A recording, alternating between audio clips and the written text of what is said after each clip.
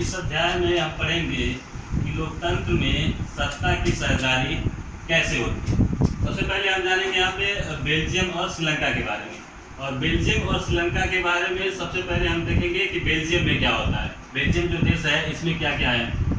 Europe महाद्वीप, Belgium जो है वो यूरोप महाद्वीप का एक छोटा देश है। ये हमारे हरियाणा राज्य से भी छोटा है।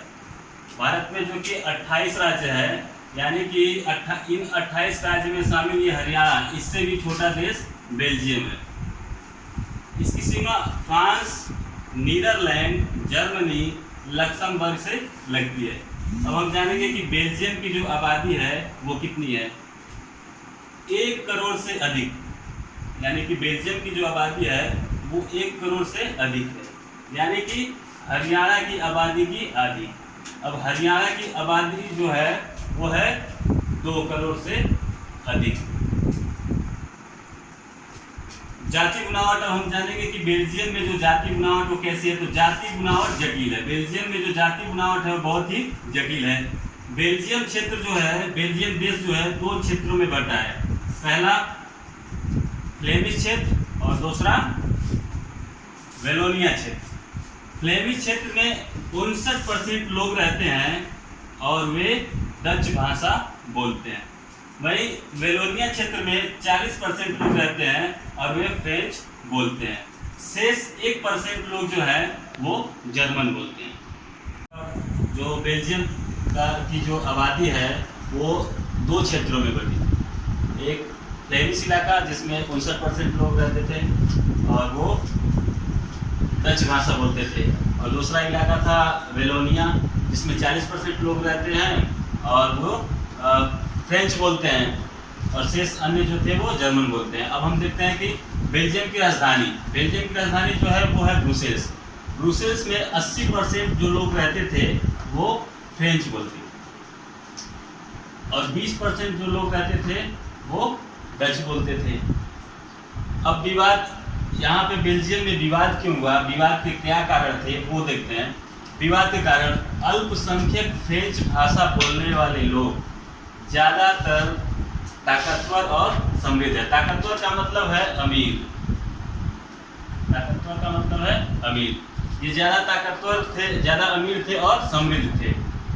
अल्पसंख्यक, अल्पसंख्यक मतलब जिनकी संख्या कम है, क्योंकि यहाँ पे जो है कि फ्रेंच भाषा, जो फ्रेंच भाषा बोलते थे उनकी संख्या केवल 40% है, और जो डच भाषा बोलते हैं उनकी संख्या है 59%। इसलिए अल्पसंख्यक लोग जो है यहाँ पे ज़्यादा ताकतवर थे।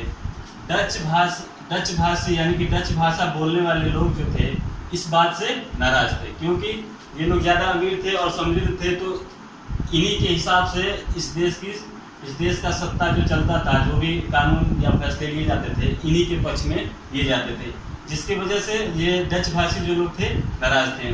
1950 और 60 के दशक, दशक का मतलब होता है 10 वर्ष, दशक का मतलब होता है 10 वर्ष, यानी कि 1950 और 60 के दशक का मतलब 1950 से 60 और 60 का मतलब 1960 से 70।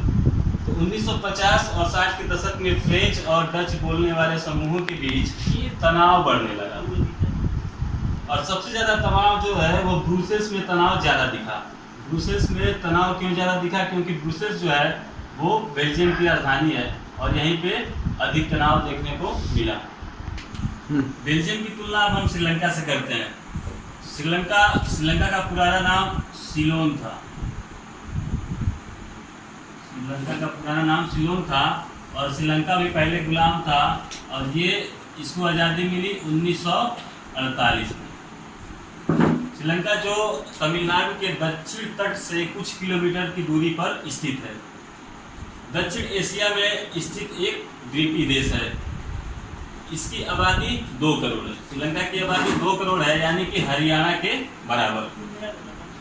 यहाँ भी जाति समूह है। श्रीलंका में भी अनेक जाति समूह रहते हैं, जिसमें सबसे प्रमुख है सिंहली और उसके बाद तमिल।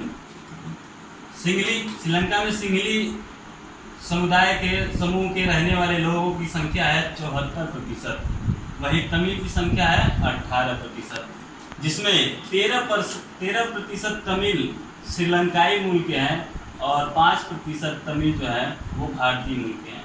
ये भारतीय मूल की जो तमिल हैं, जब श्रीलंका जो है कि गुलाम था उस समय अंग्रेज भारत से इन तमिलों को पकड़ करके ले गए और वहाँ पे मजदूरी और बागानी करने के लिए ले गए और ये वहीं पे रह गए। तो ये इस तरह से 5% भारतीय तमिल जो है कि वो श्रीलंका में जा बसे। तमिल मुख्य रूप से उत्तर और पूर्वी प्रांतों में बसे। तमिल जो थे वो श्रीलंका के उत्तर और पूर्वी प्रांतों में बसे हैं। सिंगली बौद्ध धर्म के अनुयायी थे। जो सिंगली लोग थे वो बौद्ध धर्म के अनुयायी थे, वहीं तमिल जो थे वो हिंदू तथा मुसलमान थे।